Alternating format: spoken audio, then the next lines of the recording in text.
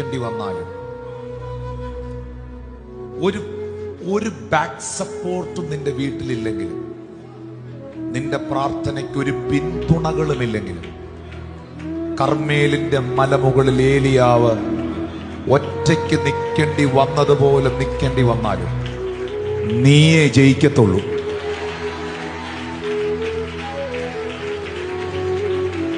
പ്രാർത്ഥിക്കുന്നവനെ ജയിപ്പിക്കുന്നൊരു ദൈവമുണ്ട്.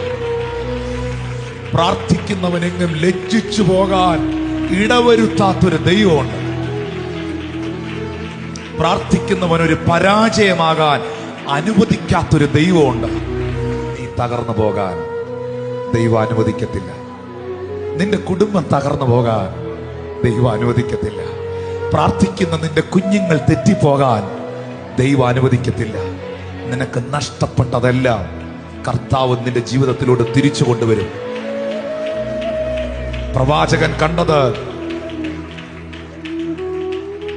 തന്നോട് ശിഷ്യൻ അറിയിക്കുന്ന ചെറിയ ഒരു കൈപ്പത്തിയാണ്, ചെറിയ ഒരു മേഘമാണ്.